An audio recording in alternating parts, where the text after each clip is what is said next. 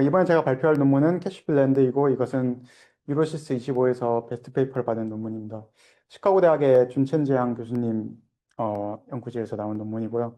여기선 지금 이거를 아예 캐시젠이라고 시그컴에 올라온 논문하고 이 캐시 블렌드라는 여기 기술을 합쳐서 LM 캐시라는 프로덕트로 약간 만들어서 좀 되게 대대적으로 홍보하고 다니고 있습니다. 프릴리미너리가 좀 많은데 왜냐하면 잘 기억 안 나시는 분들이 있을 수 있고 약간 저도 정리하는 차원에서 이런 내용들을 좀 담았습니다. 오늘날 LLM은 사실 디코더 온리 모델로 이제 거의 대부분 구성이 되어 있습니다. 우리가 알고 있는 트랜스포머 구조에서 오른쪽에 있는 디코더 부분만 떼서 만들어진 게 이런 LLM인데요. 예를 들면 라마 모델 같은 경우에도 보시면 거의 똑같은 모양을 하고 있는 것을 아실 수 있습니다. 그러니까 근본적으로는 트랜스포머 나온 이후로 사실 구조 자체는 약간의 이제 개선이 있었습니다. 노멀라이제이션 기법이나 그 포지셔널 인베딩 기법 아니면 그룹 쿼리 어텐션 같이 이제 좀 좀 더 옵티마이제이션 하는 기법이나 이런 스위글루 같이 그 활성함수를 이제 다루는 방법 등에서 약간의 변화는 있었는데요. 근본적으로는 이렇게 동일한 구조로 계속 이어지고 있는 걸 알 수가 있습니다. 로프가 로테이셔널 포지셔널 인클루시브 따로 쓴 거. 이거 로타리 로컬인가? 네, 로터리입니다. 이거는 회전하는 방식으로 해서 상대적인 위치를 기억할 수 있게 만든 거고, 이제 우리가 알고 있는 건 시누소이달 거를 교과서에는 많이 배우는데, 이제는 거의 다 이 로프로 넘어온 것 같습니다. 이게 그 긴 걸 처리하는데 더 잘 한다는 얘기도 있습니다. LLM 인퍼런스는 크게 두 과정인데요. 우리가 흔히 프롬프트라고 부르는 걸 이제 잔뜩 집어넣으면 그거를 병렬적으로 처리하고 그 뒤에는 토큰을 한 글자씩, 한 토큰씩 생성해내게 됩니다. 그래서 제가 간단히 표현했지만 실제로는 지금 세 개나 아니면 여러 개, 네 개일 수도 있죠. 여러 개의 토큰이 처리가 돼서 프레딕션이 일어나고 이걸 바탕으로 하나씩 하나씩 디코딩하게 됩니다. 오늘 논문의 중점은 프리필 과정에 있습니다. 그리고 키밸류 캐시의 개념을 정확히 알아야 되기 때문에 제가 그것을 좀 더 설명드리도록 하겠습니다. 일단은 셀프 어텐션이 아니라 이런 디코더에서 사용되는 마스크드 어텐션을 위주로 설명을 드리겠습니다. 마스크드 어텐션의 특징은 셀프 어텐션은 위치와 무관하게 이제 자기를 포함해서 모든 토큰과의 어텐션을 계산한다는 점이 있는데 마스크드 어텐션은 미래에 있는 토큰을 보면 안 되지 않습니까? 저희가 이걸 예측하는 태스크이기 때문에 그래서 훈련할 때도 당연히 미래에 있는 거는 이제 모른 상태에서 어텐션을 계산해도 훈련받고 당연히 디코딩 할 때도 똑같은 방식으로 사용을 해야 되기 때문에 설령 이제 프롬프트가 처음에 쭉 들어온다 하더라도 어텐션을 계산할 때는 뒤에 걸 안 보고 마스크를 씌워서 계산을 하게 됩니다. 왜냐하면 훈련은 그렇게 받았기 때문에 원래는 볼 수 없던 정보를 줘가지고 보게 되면 완전히 이제 어긋나게 됩니다. 그래서 제가 이제 시작을 아까 컴퓨터 사이언스 이렇게 시작을 했는데 첫 토큰부터 이제 소개를 하면 이런 Q와 K, W라는 세 가지 특징이 있습니다. 세 가지 매트릭스, 이 가중치 매트릭스 통해서 이, 이 X라는 이 컴퓨터로부터 나온 인풋 임베딩을 어떤 이런 벡터로 만들어주게 됩니다. QKV 개념은 여러 가지 설명 방법이 있겠는데 저도 재미나게 도움을 받아서 좋은 비유를 한번 알아봤는데 좋은 비유는 잘 안 나오고 그냥 좀 유치한 비유가 이런 게 있었습니다. 예를 들면 Q는 이제 내가 가지고 있는 관심사라고 할 때, 키는 각 사람들이 이제 자기 소개나 링크드인 프로파일이나 자기 홈페이지나 이런 게 있겠죠. 그럼 내가 Q를 들고 키를 이제 보면서 나랑 좀 관심사가 맞네? 이런 사람들이 이제 찾는 거죠. 그 다음 밸류는 각자가 밸류를 갖고 있는데 각자가 머릿속에 있는 정보나 지식이나 이런 거를 내가 종합해서 그런 어떤 만들어준다라는 개념을 좀 생각할 수 있겠습니다. 그래서 저희가 인풋 임베딩이 들어오게 되면 요새는 임베딩 크게 상당히 큽니다. 임베딩 들어오게 되면 이거를 쿼리가 필요한 경우는 쿼리를 만들어주고 아니면 이제 KV인데요. 이제 처음은 혼자 들어왔기 때문에 자기 자신밖에 없습니다. 그래서 사실 계산이 큰 의미가 없고요. 그러면 이제 우리가 알고 있는 어텐션 매트릭스라는 값은 이것을 읽는 방법은 이제 쿼리를 이제 이쪽에 놓고 키를 이렇게 넣었을 때 첫 번째 칸이 하나가 계산이 된 거죠. 이제 두 번째부터가 좀 더 주목할 만합니다. 처음에 이제 이미 이게 있고 저희가 KV는 만들어서 나왔다고 가정하겠습니다. 방금 만들었기 때문에 GPU 메모리든 D램이든 어딘가에 존재를 하겠죠. 그러면 사이언스라는 두 번째 지금 프리필 스텝이기 때문에 생성한 게 아니고 원래 있던 겁니다. 이제 이것이 이번에 주인공이 되기 때문에 쿼리가 여기 이것의 쿼리를 갖고 우리가 작동을 하게 됩니다.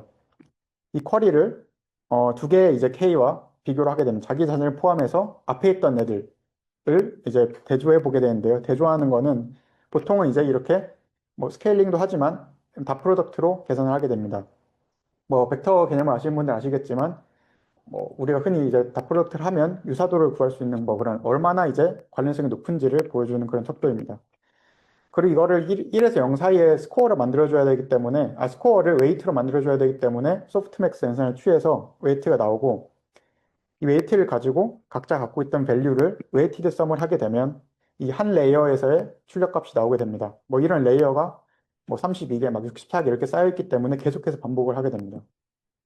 그럼 우리는 두 번째 어텐션 매트릭스를 구할 수 있는데요. 이거는 뭐 예를 들면 어텐션 스코어를 여기다 표현하기도 하지만 정교화시킨다는 차원에서 어텐션 웨이트를 예를 들면 W1, W2 이렇게 값이 들어갔다고 보실 수 있겠습니다.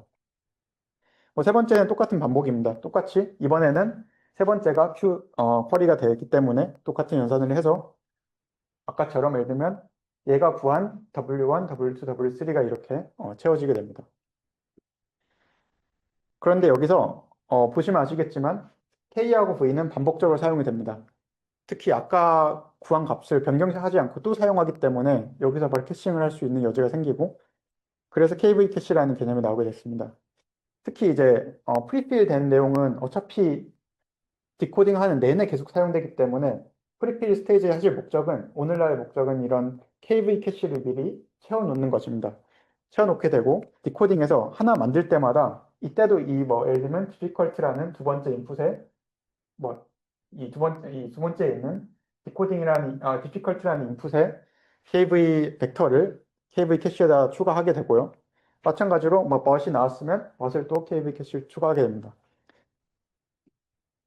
마지막 프릴리미널인데요. 외그라는 기법이 사실 되게 간단한 건데 포장을 잘한 거라고 생각을 하고 있습니다. 근데 되게 유용하고 오늘 그날 LLM과 벡터DB가 이제 결합하는 그런 중요한 기술인데요.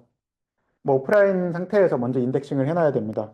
그러니까 보통 다큐먼트를 많이 갖고 하는데 꼭 다큐먼트만일 필요는 없지만 다큐먼트가 제일 유스 케이스가 많은 것 같습니다. 다큐먼트를 뭐 보통 어떤 일정한 길이, 예를 들면 128토큰, 뭐 512토큰 이런 길이로 청크를 나누게 됩니다. 예를 들면 이게 뭐 큰 책 한 권이라고 치면 뭐 한 문단마다 이제 쪼개서 청크를 만든다고 생각하시면 되겠습니다. 그럼 우리가 미리 갖고 있던 인베딩 모델, 뭐 센텐스 트랜스포머 뭐 이런 모델들을 많이 쓰는데요. 그런 모델을 갖고 이 청크들을 각각 인베딩으로 만듭니다. 예를 들면 한 문단이 한 인베딩, 뭐 예를 들면 막 좀 긴 인베딩이 되는 거죠.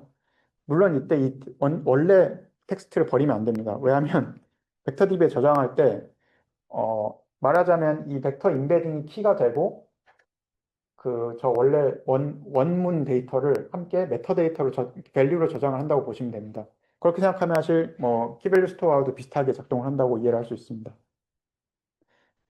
그럼 이제 리트리버를 실제 온라인 스텝에서 무슨 일이 일어나는지 보겠습니다. 쿼리가 들어올 수 있는데 쿼리가 뭐 꼭 깔끔하게 안 들어올 수 있지만 이 단계에서는 뭐 정제가 돼서 들어오겠죠. 예를 들면 누가 제가 무슨 책 얘기를 했는데 그 책에 대한 뭐 질문을 하면 LLM이든 뭐 아니면 여타 기법을 통해서 그거를 벡터DB에 검색하기 좋은 쿼리 문장으로 뭐 변경을 하게 됩니다. 했다고 쳤을 때 어디 말씀이십니까? Retrieval Augmented Generation입니다. Retrieval 검색 증강 생성입니다. 이 검색해서 나온 결과를 가지고 생성에 이용하기 때문에 그렇게 이름이 붙었습니다. 네, 계속 하겠습니다. 그럼 쿼리가 예를 들면 뭐, 뭐, 해리포터 나이 뭐 이런 걸 수도 있겠죠. 뭐 그런 쿼리 문이 들어왔다고 할 때 똑같은 인베딩 모델로 벡터 인베딩을 일단 바꿔주게 됩니다. 그럼 제가 아까 말씀드린 대로 일종의 키의 시밀러리티 매칭을 하는 거겠죠. 벡터 간에. 그게 이제 리트리브 과정인데 예를 들면 탑 K를 보통 많이 뽑게 되는데요. 여기서 쿼리로 집어넣은 벡터 인베딩과 가상 유사한 벡터 인베딩을 K에게 뽑아서 꺼내고 걔네들이 달고 있는 밸류인 청크 원문 텍스트를 우리가 리트리브 하게 됩니다. 그럼 이제 이거는 텍스트이기 때문에 LLM에 집어넣어서 답변을 하는데 뭐 예를 들면 사용할 수 있는 거죠. 예를 들면 이것은 뭐 내가 예를 들어 정말 명시적으로 프롬프팅을 한다면 이것은 내가 뭐 벡터DB에서 관련된 참고 자료야. 이걸 바탕으로 답변을 해. 그리고 이제 참고 자료를 청크를 쫙 늘어놓고 마지막에 질문이 뭐 그럼 여기서 뭐 해리포터는 언제 뭐 누굴 죽였어? 뭐 이렇게 막 질문을 할 수 있겠죠. 그런 식으로 이제 사용이 되는 것이 오늘날 외그입니다.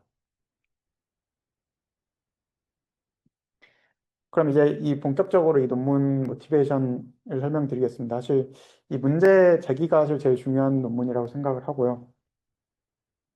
이 LLM에서 이런 인퍼런스에서 되게 중요하게 여기는 매트릭 중 하나가 TTFT입니다. 그다음에 이게 결국은 그런 인터랙티비티를 결정짓는 중요한 요소이기 때문에 타임 투 퍼스트 토큰이라고 해서 첫 번째 토큰이 이제 생성되어 나오기까지의 시간입니다. 왜냐하면 그 이유는 프리필이 보통 우리가 엄청 긴 거를 이제 줄 수도 있지 않습니까? 뭐 질문을 한 문장 줄 수도 있지만 보통은 컨텍스트를 쫙 늘어놓고 이거 알려줘 이렇게 질문을 보내기 때문에 그게 뭐 저희가 코드를 막 1000줄짜리 코드를 집어넣을 수도 있고 아니면 뭐 책의 한 챕터를 통째로 집어넣을 수도 있고 논문을 하나 던져주기도 하죠. 그렇기 때문에 프리필이 너무 길어서 TTFT가 보통은 길어지는 좀 오래 기다려야 하는 경우가 많습니다. 특히 렉은 아까 말씀드린 대로 청크를 뭐 5, 6개, 막 10개씩 집어넣고 이러다 보면 기본적으로 그것만 해도 토큰 수가 엄청 늘어나겠죠. 그래서 LLM이 이런 청크를 처음에 프리필 과정에서 KV를 그러니까 리컴퓨터라고 하는데 그 컴퓨터라고 이해를 하시면 되겠습니다. 리컴퓨터의 이유는 이제 논문 전체에서 사용한 용어이기 때문에 이렇게 썼는데요. 기본적으로 이제 풀 KV 컴퓨터를 해야 되고 그러면서 나온 이제 KV 캐시를 디코딩 과정에서 활용할 수 있게 됩니다. 이건 아까 제가 설명드린 그런 과정인데요. 그래서 이 논문은 사실 이렇게 하고 싶은 거죠. 그러면 KV 캐시를 이 프리필 너무 오래 걸리니까 미리 계산해놨다가 필요할 때 꺼내쓰면 되지 않을까?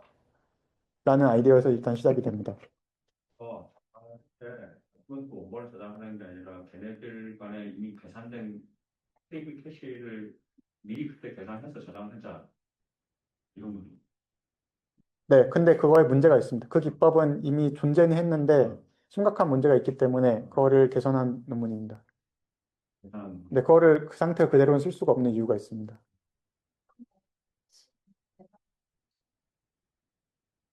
그러니까 지금 그 프롬프트를 다 안 읽고 미리 계산을 해놓는데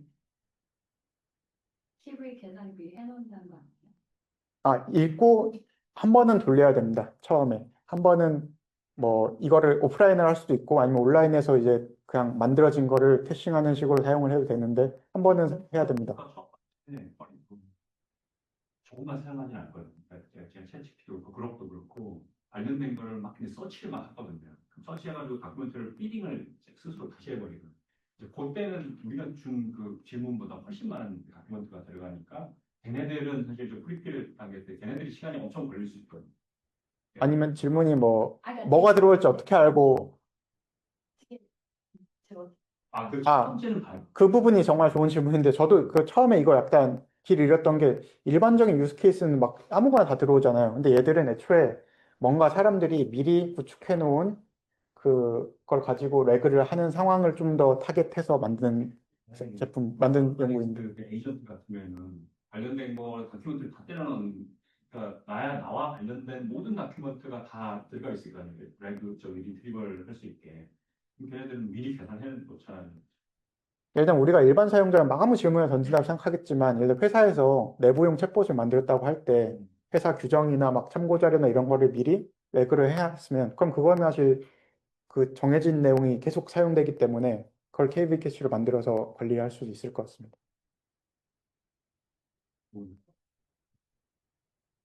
필드를 도메인을 정하는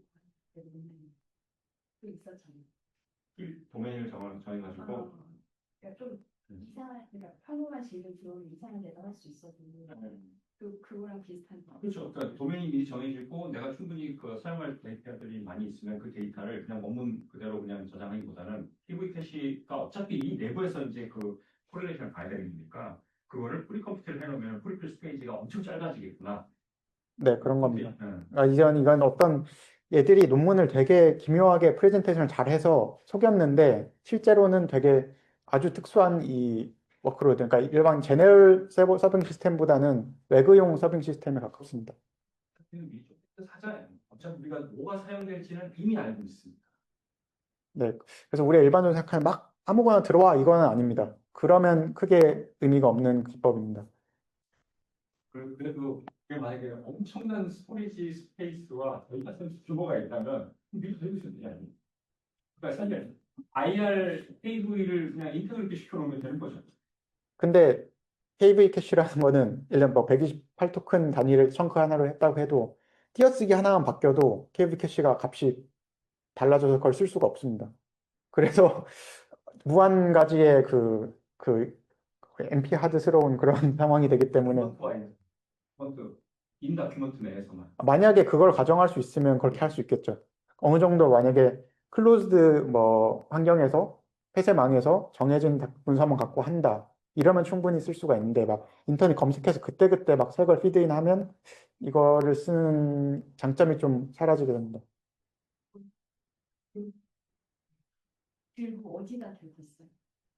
이거 큐빅 캐시 공간이 그렇게 막 되게 소중한 공간이잖아. 네. 이 논문에서는 거를 뭐 디램이나 SSD에 빼서 아예 저장도 합니다. 네. 담아놓고 어떤 거가 필요할지 네, 맞습니다. 네. 오케이? 네. 그러면 사실 되게 심플하게 생각할 수 있는 방법은 청크별로 LLM을 돌려서 케이블 캐시 하나씩 만들어 놓은 다음에 저장해서 사용하면 끝나지 않겠습니까? 내가 저기서 물어보고 싶었던 네. 게 청크와이스로 저렇게 계산해 놓으면은 사실 전체 이거로 계산한 거랑 값이 조정이 돼야 되잖아. 네. 이거 계산할 네. 때. 그 어댑테이션 하는 메커니즘 그게 이 논문입니다.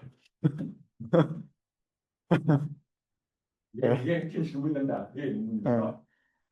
일단 당연히 그냥 누구나 생각할 수 있는 건 일단 첫 번째 포지셔널 임베딩은 문제를 수정해야 됩니다. 왜냐하면 이게 뭐 지금 첫 번째 토큰인지 뭐 뒤에 128번째 토큰인지 이건 알아야 되기 때문에 뭐 그거는 고칠 수 있겠습니다. 근데 그래서 만약 저장을 해서 리유즈를 하는 상황을 생각하면 이렇게 하면 되지 않냐라고 생각을 누구나 할 수 있는데 문제가 있습니다. 뭐 이 예시는 뭐 자세히 보실 필요 없는데요. 어쨌든 이거를 미리 해놨더니 되게 이상한 답변을 한다라는 예시입니다. 근데 그 이유를 좀 더 이 논문에서 자세히 살펴보고 있습니다. 그거는 이제 핵심은 그 청크 간에 크로스 어텐션이 반영되지 않았다는 건데, 그걸 지금 네. 예를 들면 우리가 전체를 한 번에 놓고 프리필 돌리게 되면 청크가 두 개 있을 때 이 전체를 갖고 우리가 이 어텐션 매트릭스를 구하게 됩니다. 이거 아까 제가 보여드린 그런 연산을 통해서 구하게 되는데 만약에 청크별로 구했다면 무슨 일이 생기냐면 이렇게 우리가 두 개의 청크를 갖고 어텐션 매트릭스를 만들었고 대략 이런 형태로 합쳐지게 되는데 이 네버 컴퓨티드라고 표시된 부분이 원래는 이 두 청크 간에 지금 보시면 주황색과 파란색 청크가 인터랙션을 하는 부분인데 이 부분이 사실 계산된 적이 없고 계산될 수도 없습니다. 근데 이걸 이렇게 따라가다 보면 헷갈리는 점이 하나가 그럼 이 어텐션 매트릭스를 저장했다가 쓰는 건가 막 순간 착각이 들리는데요. 그게 아니라 이건 저장된 대상이 아닙니다. 이건 저장된 대상이 아니고 제가 분석을 해봤을 때 이 그림은 이제 실제로 이렇게 계산이 된 순간이 있다기보다는 원래대로라면 저 왼쪽처럼 크로스 어텐션이 계산돼서 제대로 값이 나왔어야 하는 건데 안 하고 우리가 두 개 그냥 따로따로 키브이 캐시를 구했기 때문에 그런 거 없이 이제 만든 거나 다름없다라는 것입니다. 약간 이 부분이 좀 복잡한데 오래 생각을 해보면 저희가 어텐션 매트릭스는 계산하는 대상이 아닙니다. 저장하는 게 아닙니다. 여기 다큐먼트 와이즈로 완전 생뚱맞은 관련이 없는 다큐먼트면은 저게 컴패터네이트를 해서 만들어도 상관이 없는데 맞습니다. 정확합니다. 네. 연결이 되어 있는 다큐먼트면은 내가 강제로 이걸 전부 다 0으로 서파스 시켜버린 거니까 네. 프로포 텐션 밸류를 네. 문제가 된다는 거죠. 네. 그 언급이 정확히 있었는데 원래 이 기법을 쓴 논문이 프롬프트 캐시라고 프롬프트에서는 뭐 그런 부분들이 있나 봅니다. 서로 상호작용이 별로 없는 부분들이 있어서 그걸 재활용은 상관이 없었는데 그 저자들도 그걸 인정하고 있습니다. 상호작용이 별로 없으면 문제 없다. 근데 문제는 우리가 하는 이런 레그에서는 서로 연관관계가 있는 경우가 있기 때문에 그걸 무시할 수 없다는 것입니다. 이게 지금 두 가지의 디렉션이 지금 요새 나오는 거예요. ICMA만 나오는 게 지금 크거든요. 하나는 전체에서 야 거의 대부분은 상관이 없는 것 같아. 청크와이즈로. 그래서 얘네들만 살리면 될 것 같아라고 하는 연구가 있고 여기서는 지금 야, 그렇게 하면은 그냥 무작정 생각 없이 그렇게 하면은 안 돼. 그러니까 뭔가를 스팅 뭐 이렇게 보정을 해줘야 돼라는 게 지금 이 논문 같은 느낌. 네, 맞습니다. 그러면 또 하실의 논문 이걸 먼저 말했는데 저는 좀 개념상 약간 뒤로 밀었는데요. 프리픽스 캐싱은 되게 자연스러운 해법입니다. 왜냐하면 아까 두 청크가 붙으면 뭔가 둘 간의 상호작용이 있어서 문제라고 했으면 그럼 제일 앞부분은 어차피 자기 앞에 딴 게 없으니까 정말 안전하게 저희가 그냥 재활용할 수 있지 않습니까? 이거는 어차피 다른 애와의 크로스 어텐션을 고민할 필요가 없는 부분입니다. 제일 앞은.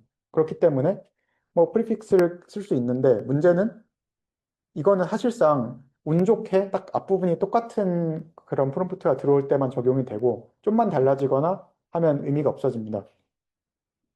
근데 실제로 보면 외부에서 이 그래프에 이제 말하는 바는 뭐 많은 수의 청크를 인풋에 같이 넣어줘야 한다는 겁니다. 적어도 뭐 20개 이 정도 넣어줘야 이제 좋은 결과가 나온다는 건데 그 얘기는 우리가 기대하는 프리피스 캐칭의 효과를 많이 보기가 어렵다는 거죠. 왜냐하면 자꾸 막 다른 인풋이 초반에 들어올 수 있기 때문에 뭐 운이 좋아서 앞에가 똑같은 경우는 그렇게 많지 않다 하다 보면 그런 얘기를 하고 있습니다.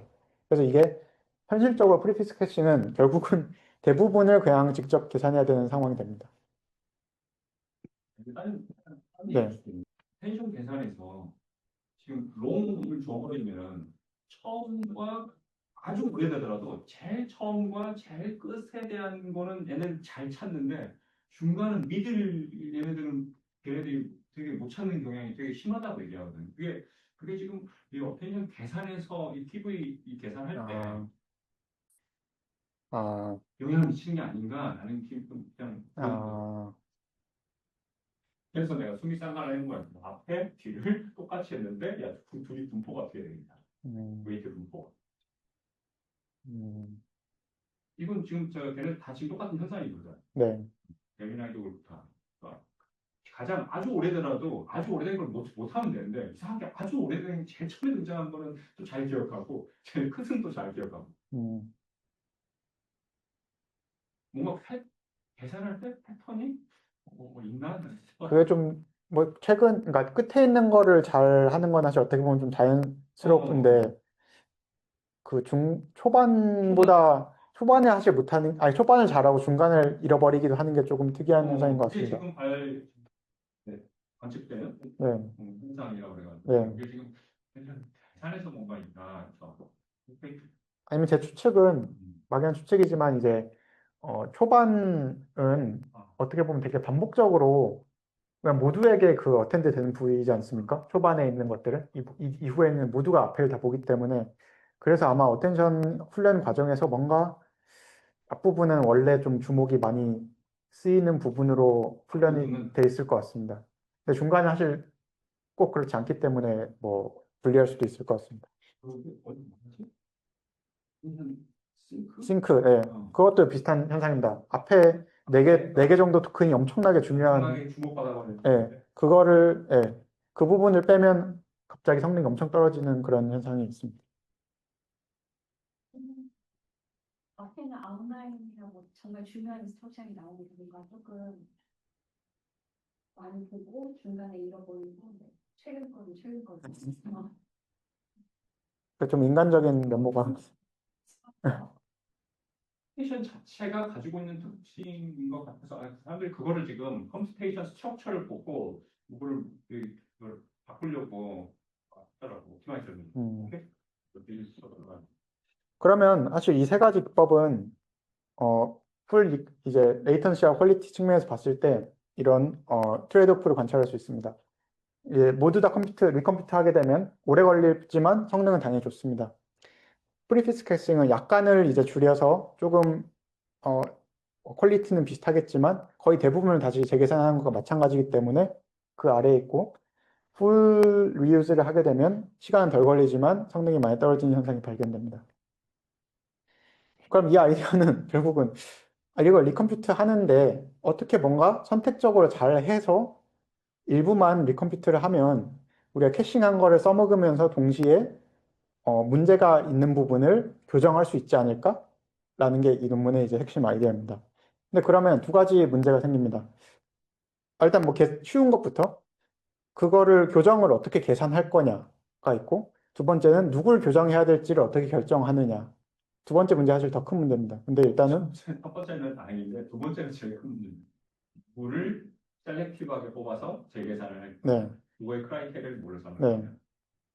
일단 이것의 목적은 결국 프리필 하는 거라는 걸 좀 염두에 두고 들어주면 좋겠습니다. 결국은 이 위에 있는 부분은 우리가 그냥 알고 있는 전체를 갖고 리컴퓨트 하는 그런 과정인데요. 느낌은 아실 거라 생각합니다. 이게 Q와 K를 곱해서 어텐션 매트릭스 아까 스코어, 뭐 웨이트 이런 거 말씀드렸죠. 그걸 이제 밸류에다가 곱하면 그 아웃풋 값이 나와서 다음 레이어에서 계속 써먹게 되는 구조입니다. 그러면 되게 간단한 아이디어로 구할 수 있습니다. 밑에 만약에 이 쌓여 있는 게 지금 뭐냐면 토큰들입니다. 예를 들면 지금 그림에서 8개 토큰이 이게 인풋으로 들어갔다는 상황이죠. 근데 만약에 우리가 셀렉티브로 뭘 리컴퓨트 할지 미리 정해놨다고 가정을 하면 그 인덱스를 갖고 있을 겁니다.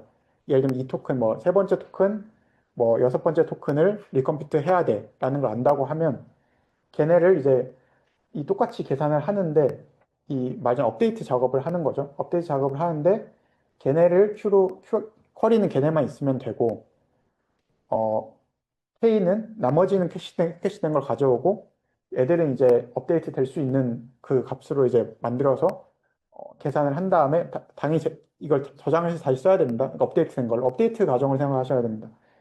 그러니까 여기 밑에서 표시된 거는 8개, 8개가 더 많네요. 1, 2, 3, 4, 8개 중에 세 번째 6개를 업데이트한 상황인데 똑같이 계산을 하지만 쿼리를 우리가 업데이트 하려는 토큰들에 대해서만 이제 쿼리 벡터를 만들고 걔들을 가지고 어텐션 매트릭스를 계산한 다음에 밸류까지 계산을 하는데 이제 하얀색 부분은 그냥 원래 캐시된 걸 꺼내서 잠깐 쓰고 그대로 놔둔다고 생각하면 되고 까만색 부분은 우리가 이번에 이 업데이트를 통해서 KV 캐시를 업데이트한다고 보시면 됩니다. 네, 맞아요. 사실 힘들 계속 해야 됩니다. 모든 레이어마다 이걸 다 업데이트를 수행해줘야 됩니다. 한번 하기 시작하면 놔도 되겠지만 그럼 성능이 당연히 떨어지게 되기 때문에 어, 업데이트를 한다면 계속 해야 되는 상황이 생깁니다. 근데 그 부분도 여기서 약간 논의를 하고 있습니다. 네, 그렇게 해도 저렇게 하는 그러니까 그러면 사실 이 논문이 의미가 있으려면 그렇게 해도 연산량은 8개 하는 것보다 저 2개 하는 게 확실히 줄어든다고 이렇게 돼야 되죠. 왜냐하면 이 셀렉션 뭐 레이쇼를 우리가 셋업할 수 있기 때문에 그럼 그거에 비례해서만 예를 들면 나는 뭐 10%만 업데이트 할래 이러면 그거에 비례해서만 연산을 하면 됩니다.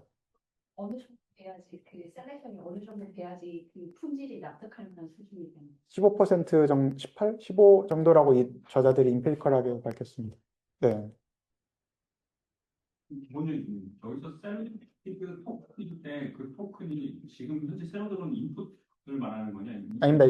이거는 그 원래 그 프리컴퓨팅 만들어놨던 거기서 모종의 기준으로 선택한 예를 들면 뭐 지금 모종이라고 하는데 그 뒤에 나온 부분 다 설명이 되는 거죠. 예. 그럼 훨씬 복잡하기 때문에 제가 뒤로 미뤘고요. 아니 원래 논문도 그렇습니다. 보는 그거를 그냥 랜덤 셀렉션 해도 괜찮더라라고 뭐 퀄리티가 그렇게 많이 떨어지지 않더라라고 하는 논문이 있었던 것 같은데 그 어텐션이 보이는 되게 특수성이 있어서 랜덤보다는 좀 어떤 크라이테리아가 하나 있긴 해야 합니다. 그럼 그거를 이제 소개하겠습니다. 일종의 세이언스 토큰을 찾는 거네. 네, 맞습니다. 그럼 대체 뭘 계산해야 되냐인데 일단 터미널로지를 2개 소개하자면 저자들이 정의한 겁니다. 그냥 이제 KB 캐시를 우리가 어떤 딱 정답 캐시를 뭐라고 생각하냐면 아까 전체 어텐션을 쭉 계산해가지고 만든 게 하나 있다고 가정을 하겠습니다. 이거 우리가 항상 들고 있지는 않지만 일단 갖고 있다고 가정을 하면 거기서 나온 걸 정답 KV 캐시라고 보고 그럼 어떤 KV 캐시가 프리컴퓨트 된 게 있는데 걔가 걔는 단독적으로 이제 청크별로 계산을 한 거니까 이걸 청크를 쭉 이어서 계산한 거랑은 좀 차이가 있지 않겠습니까?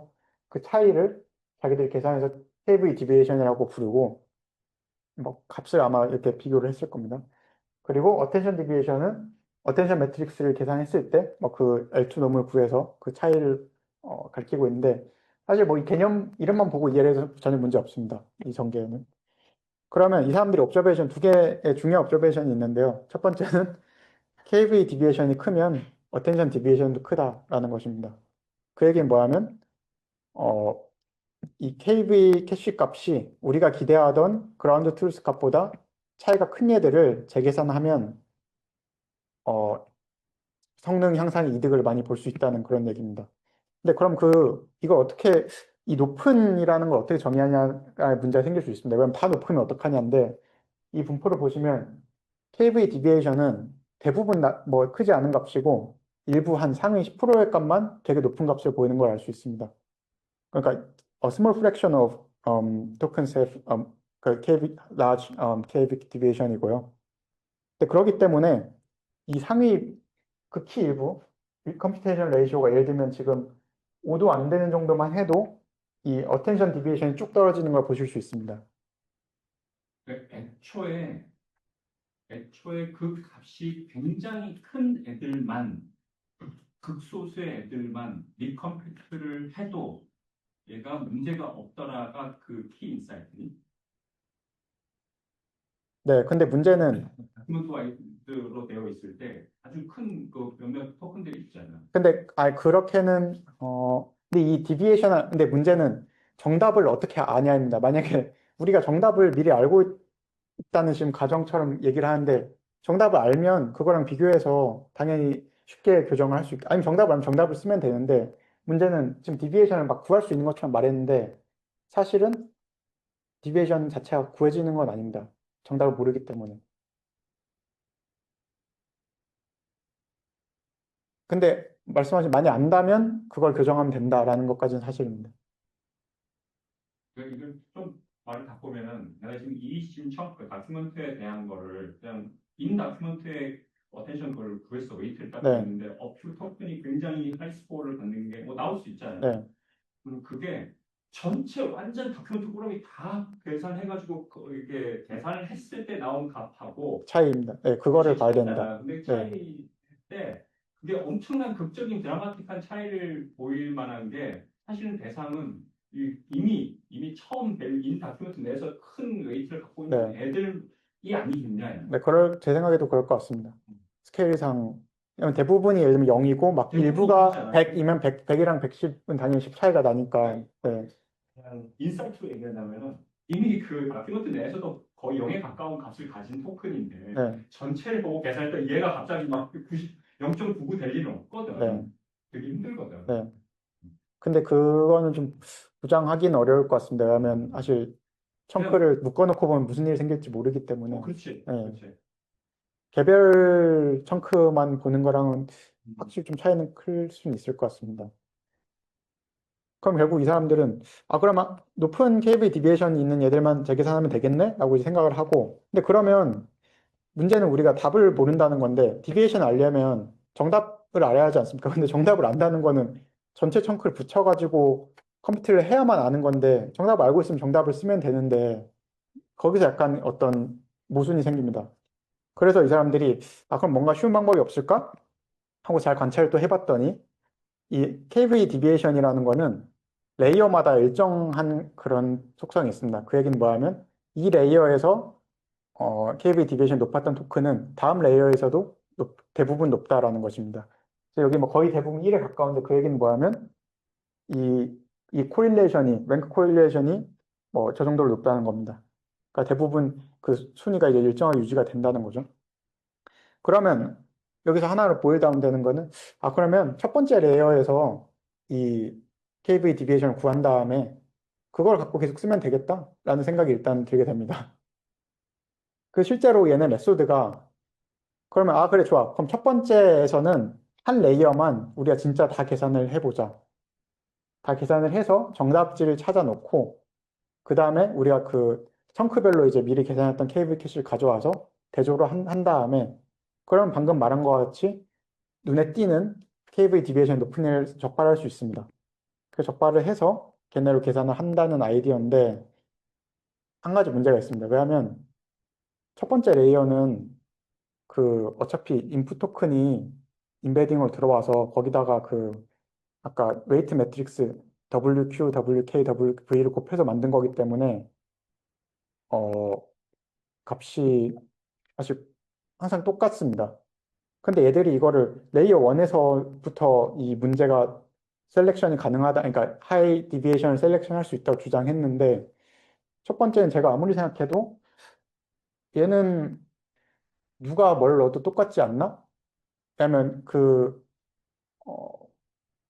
첫 번째는 그러니까 어차피 하면 이 레이어마다 바뀌는 이유가 뭐냐면 이 헤비 캐시 여기 문제가 되면 레이어 1에서는 어차피 인풋 토큰에서 온 인풋 토큰 인베딩을 정해진 웨이팅 매트릭스에 곱해서 집어넣기 때문에 항상 똑같습니다. 근데 한 레이어를 지나면 뭔가 그 아까 어텐션 매트릭스를 통해서 변화된 값이 다음 인풋으로 들어가기 때문에 그래서 그 크로스 어텐션이 반영되지 않은 애들은 두 번째 레이어부터 뭔가 망가져 가기 시작하는 겁니다. 그래서 첫 번째 레이어는 아무 차이가 없는데 뭐가 문제지 하고 좀 더 조사를 해봤는데 현재 최신 얘네 임플리멘테이션하고 100% 일치하진 않습니다. 그 얘기는 뭐냐면 제가 이 저자 중 한 명이 프레젠테이션 내용을 봤는데 첫 번째 레이어 0이죠. 그래서 컴퓨터에서 레이어 0은 그냥 제가 말한 대로 구한간 QKV를 직접 그냥 집어넣게 됩니다. 그리고 그 다음 레이어부터 셀렉션이 시작됩니다. 그러니까 첫 번째는 디비에이션이 존재하지 않아요. 디비에이션 0입니다. 첫 번째는 무조건. 그래서 그 다음 레이어 1부터 이제 한다는 거고요. 이거 제가 코드를 좀 자세히 봤더니 레이어 아이디 0에서는 그냥 프레시 QKV로 이렇게 하고 레이어 아이디 1부터 이제 셀렉션 과정이 드러나고 이제 레이어 2부터는 뭐 이제 어떤 인덱스를 만들어서 이거에 맞는 것만 처리를 하게 됩니다. 그래서 약간 제가 이 유로시스에 나왔는데 조금 임플리멘테이션과 약간 설명은 좀 차이가 있고 이 부분이 무시할 부분은 아닌 것 같거든요. 뭐 아는 사람 다 알겠지만 전혀 언급이 없습니다. 논문에. 뭐 첫 번째 레이어는 뭐 디비에이션이 없기 때문에 넥스트 레이어부터 합니다. 이런 한마디만 써도 되는데 그 얘기도 없었습니다. 어쨌든 뭐 전 발견했고 그러면 이제 이걸 가지고 뭐 이후에는 사실 레이어는 계속 이제 첫 번째에서 하이 디비전을 적발했으면 두 번째부터는 걔네를 이제 업데이트하고 이제 목적은 업데이트입니다. 업데이트를 하고 그걸 바탕으로 또 다음에 이런 하이 디비전을 구해가지고 이 레이어를 반복해 나가면 됩니다. 여기 다큐먼트 이제 이 프리컴퓨터한 과정에 관한 얘기를 하는 거지 지금. 이게 아니요, 실제 프리컴퓨터가 다 돼 있을 때 우리가 이제 프리피를 이제 예를 들면 뭐 청크 1, 4, 7번에 대해서 이미 다 저장이 뭐 있다고 하겠습니다. 아니면 온 더 플라이 해도 되지만 서청크는 계산돼 있다. 네, 가정 그 상황에서 이제 147을 가져왔는데 그 상황에서 이거를 쭉 넣어보고 문제가 있는 토큰 KV 캐시만 업데이트를 하는 그 리컴퓨테이션 절차입니다. 그러니까 프리큐 실제 그 인퍼런스가 시작됐을 때 일어나는 현상입니다. 제일 첫 번째 할 때는 다큐멘트 다 읽고 와야 되니? 모든 이거 들어있는 다큐멘트 관련된 다큐멘트를 제일 첫 번째 딱 들어갔을 때 여기도 와서 147 이렇게 얘기했잖아요. 관련된 것들. 네. 근데 그거는 당연히 토큰은 이미 다 읽어왔을 거고요. 그 뭐 문자 텍스트는 당연히 읽어왔을 거고 뭐 그거를 근데 원래대로 하면 사실 KB 캐시가 있으니까 계산 안 해도 되는데 이렇게 했더니 좀 성능이 떨어져서 업데이트를 그냥 계속 하면서 다 공모를 네, 쓸 수 있는 건 캐싱한 걸 쓰고 근데 이제 실제 구현은 어떻게 되냐면 처음에는 그러니까 미리 막 오프라인 캐싱을 하진 않고요. 프리월밍처럼 하진 않고 그냥 쓰면서 이제 한 번 했으면 캐시로 저장을 해서 진짜 캐싱처럼 사용을 합니다. 얘네 임플리멘테이션. next question. 이거 업데이트 했잖아. 네. 그러면 한 거를 다시 되돌려서 여기다 반영을 하니? 저도 그 부분이 좀 궁금했는데 정확히 확인을 못했습니다. 근데 그 부분 반영 안 할 것 같습니다. 왜냐하면 이게 문제가 된 건 지금 다른 청크들이랑 관계해서 맞게 업데이트를 한 거기 때문에 네. 인풋에 맞게 내가 조정을 그냥 네. 하겠다는 건데 147에 대해서 이 퀄리는 맞는데 네. 그렇죠. 뭐 147이 나올 수 있고 막 257이 나올 수도 있고 247이 나올 수도 있기 때문에 순서도 다르고 할 수 있습니다. 네.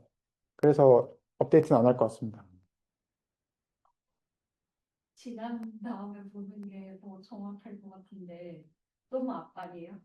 어디가 그러니까 그 사실은 이제 계속 그 답이 좋아지는 건데 맨 앞에 치는 애들이 계속 레이어를 거쳐가면서 계속 칠 거라는 가정이잖아요. 네.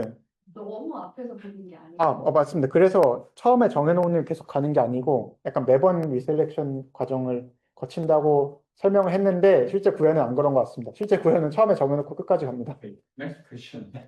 그 다큐먼트를 처음에 피딩을 할 때, 네. 불러와서 피딩을 할 때, 그 순서에 영향을 안 받니?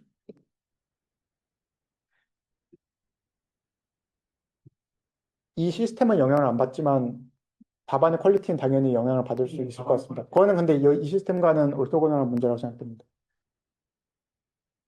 그거에 대한 뭐, 여기서 그거는 어드레스하지 않습니다. 외국에서 만약에 그거는 봐야 될 부분 아닌가? 근데 이 계산해 가져와가지고 너가 다큐멘터리 리트리벌 해가지고 계산해야 돼. 지금 근데 구조상 첫 번째로 들어간 다큐멘트가 가장 주목될 확률이 크잖아. 지금 뭐 이렇게 내부 알려진 그래요. 거는. 근데 그래서 레그 기법도 막 다양한 기법들이 있습니다. 처음에 그냥 프리핑도 할 수도 있고, 이걸 뭐 리랭크 할 수도 있고, 뭐 개별적으로 청크를 프리 프로세스 한 다음에 그걸 종합하는 기법도 있고, 우리가 좀 여러 가지가 있는데, 심플 기법에서는 그냥 이렇게 앞에 그냥 쭉 하게 됩니다. 그리고 얘들이 이제 시스템 논문이기 때문에 시스템 부분이 좀 빈약하지만 시스템을 갖춰놨는데, 얘네 레이셔널은 리컴퓨트 하는데 시간이 걸리지 않냐. 근데 KB 캐시 어차피 로드 해야 된다. 그러면 IO 하는 시간에 숨길 수 있으면 숨기자라는 게 이 어떤 직관이고요.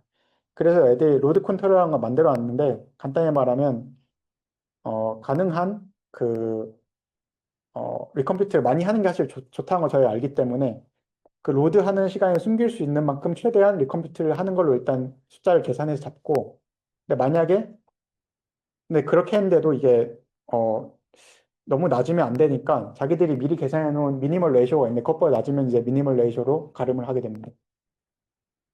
뭐 이건 되게 간단한 고역시키는 이유는 이제는 그 스테이트 컨트는 놀러온 네 사실 별로 참은 없습니다. 그래서 뭐 그런 거였고요. 그래서 뭐 사실 시스템 막 이상하게 써놨는데 크게 주목할 부분은 없고 이밸리에이션으로 넘어가도록 하겠습니다.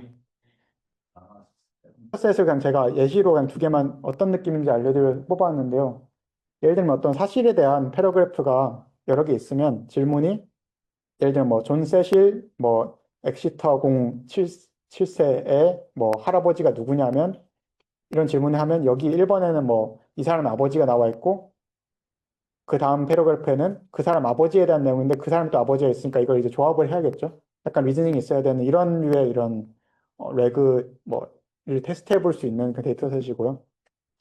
썸이라는 거는 그냥 이제 다이얼로그하고 서머리 쌍을 여러 개 준 다음에 새로 다이얼로그 하나 주고 야, 얘네처럼 비슷하게 서머리 해봐.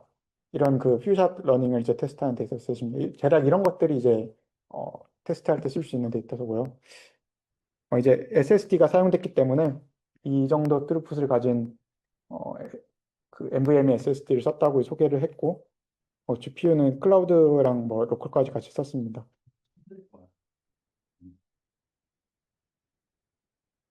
아주 얘들 그 32 Gbps라고 설명했던 것 같습니다. 이거를 이 4.8기가 이거를 시간 나지. 나쁘지 않은 그거 안 써져 있어요. 그냥 이렇게 써놨어요. 리드일 것 같아. 네, 리드일 것 같습니다. 네, 속도상 리드 얘기인 것 같습니다. 좀 4세대일 것 같습니다. 그 5세대 아니고 그런 엔비디아 A4이면은 카드 메모리가 얼마나 되지? 저도 잘 이 작품을 나중에 뭐 아주 좋은 건 아닌 것 같습니다. 이거는. 근데 이제 이별로 별게 없는 게 그냥 해봤더니 아까 제가 보여드린 그 트레이드오프에서 벗어났다라고 빨간색 점이 이 캐시 블렌드인데 나머지는 제가 보여드린 그것과 대략 비슷합니다. 세모가 제 오른쪽이 풀 리컴퓨트고 그 옆이 프리디스크션이고 왼쪽 아래에 있는 게 이제 빠르지만 성능이 안 좋은 그 리유즈인데 이제 빨간색 점으로 약간 트레이드오프를 좀 벗어난 형태를 이제 보여준다라고 보시면 되고요.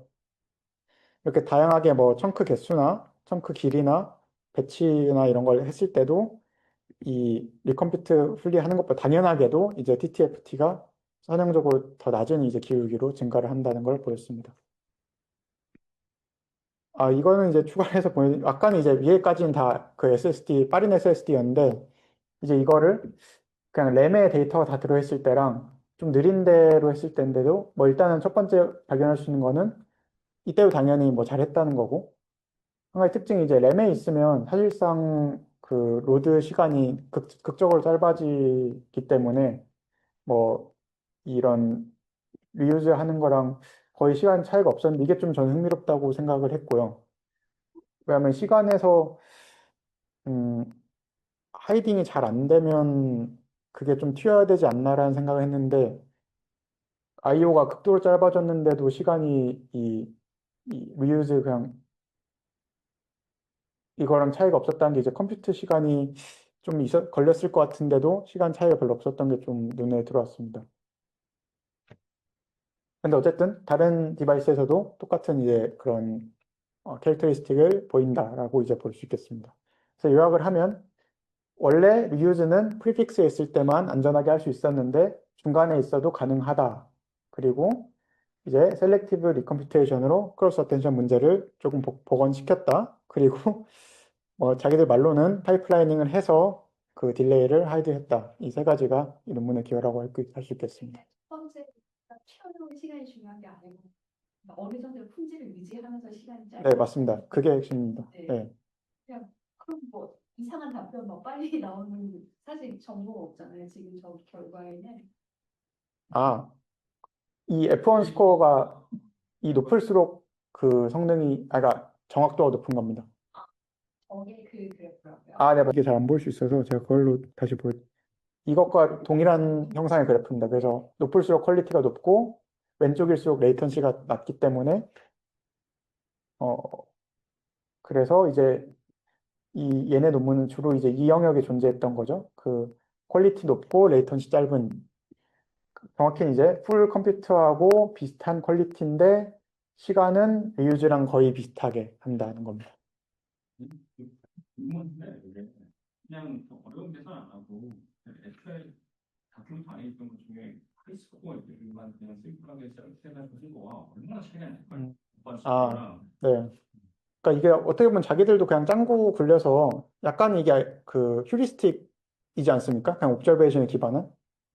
이거 한다고 개선된다는 증거는 없는데 자기들도 휴리스틱을 한 거기 때문에 제 생각에 그거랑 큰 차이가 많은 논문이 그 뭐죠?